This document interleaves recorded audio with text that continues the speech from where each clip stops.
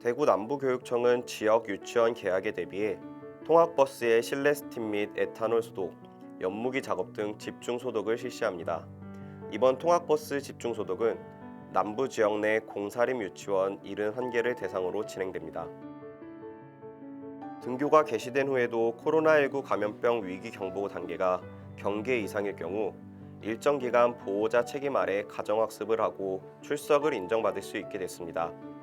그동안 유치원, 초등학교 저학년부터 등교를 시키는 걸 두고 불안감을 호소하는 학부모들이 청와대 국민청원까지 제기하며 등교 선택권을 요구하자 이를 우회적으로 인정한 것으로 풀이됩니다. 경북 김천시는 최근 리모델링한 작은 도서관 3곳이 새 단장을 마치고 도서 대출 서비스를 재개한다고 밝혔습니다. 8일부터 운영되는 작은 도서관은 아포읍 푸름찬, 신음동 달봉산, 교통 김산 고을 등 3곳입니다. 지난해 문화체육관광부가 주관한 생활 SOC 작은 도서관 조성사업 공모에 선정돼 국비와 시비 3억 2천만 원을 들여 새롭게 단장했습니다. 경남 진주시는 코로나19로 인한 유치원의 장기간 휴원으로 등원하지 못하는 원아들을 위해 관내 52개 4,417명 유치원생들에게 간식 꾸러미를 제공한다고 밝혔습니다. 무기한 휴원에도 긴급 보육으로 어린이집에 다니는 아동이 10명 중 5명에서 6명에 달하는 가운데 정부는 어린이집 개원에는 학교보다 높은 수준의 방역 조치가 필요하다며 보수적으로 결정하겠다고 밝혔습니다. 대신 높은 긴급 보육 이용률을 고려해 개원 여부는 최대한 논의를 앞당겨 이른 시간 안에 결정하겠다고 밝혔습니다. 올해 12월 모든 어린이 기호식품에 식품안전관리 기준이 적용됩니다. 식품의약품안전처는 올해 역점을 두고 추진하는 어린이 먹거리 안전 강화 정책 주요 내용을 발표했습니다. 어린이란 초중고 및 특수학교의 학생 또는 아동복지법에 따른 아동을 말합니다. 우선 오는 12월 과자류, 캔디류, 빵류 등 모든 어린이 기호식품 생산업체에 대한 해썹 인증이 의무화됩니다. 세종시 보건소가 건강한 임신과 출산, 모자 건강 증진을 위해 난임 부부 시술비, 미숙아 및 선천성 이상아 의료비, 임산부 엽산제 및 철분제를 지원한다고 밝혔습니다. 세종시 보건소는 이와 관련된 사업들은 연중 상시 신청을 받는다며 많은 사람들의 신청을 받는다고 전했습니다. 전북 임실군이 고위험 임산부의 경제적 부담을 경감하고 건강한 출산을 위해 치료에 필요한 의료비를 지원한다고 밝혔습니다. 지원금은 고위험 임산부 입원 치료비의 급여 중 전액 본인 부담금 및 비급여 진료비에 해당하는 금액의 90%로 1인당 300만 원까지 지원합니다. 경기 파주시는 성면조사 결과 보고서를 제출하지 않은 관내 어린이집 120여 곳에 안내문을 재발송했다고 밝혔습니다. 시는 성면안전관리법 개정에 따라 연면적 430제곱미터 미만 소규모 어린이집을 대상으로 5월 21일까지 성면 조사를 실시하고 1개월 내에 결과 보고서를 제출해야 한다는 내용의 안내문을 지난 1월 한 차례 발송한 바 있습니다. 고용노동부가 지난 8일까지 접수된 가족 돌봄 비용 긴급지원금 신청 건수는 98,107명이며 이 가운데 83,776명에 대한 지원급 271억 원을 지급했다고 밝혔습니다. 가족 돌봄 휴가를 쓰고 비용을 신청한 비율은 여성이 남성보다 2배가량 높은 것으로 나타났습니다.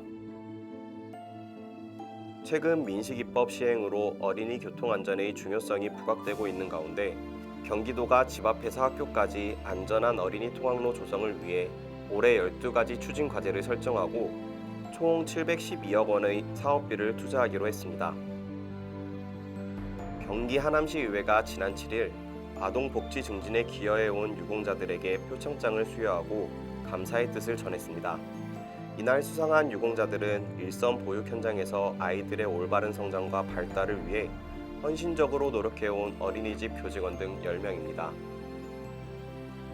전북 정읍시가 코로나19로 학교 급식이 중단됨에 따라 피해를 입은 농산물 생산 농가의 피해를 지원하고 학생들의 건강 증진과 학부모 부담 경감을 위한 학교 급식 친환경 농산물 꾸러미 공급 사업을 추진한다고 밝혔습니다.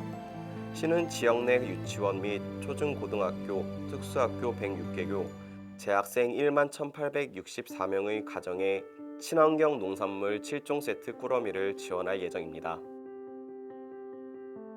가톨릭대학교 부천성모병원은 일에 전념할 수 있도록 마음 놓고 아이를 맡길 수 있는 직장 어린이집을 개원했다고 밝혔습니다.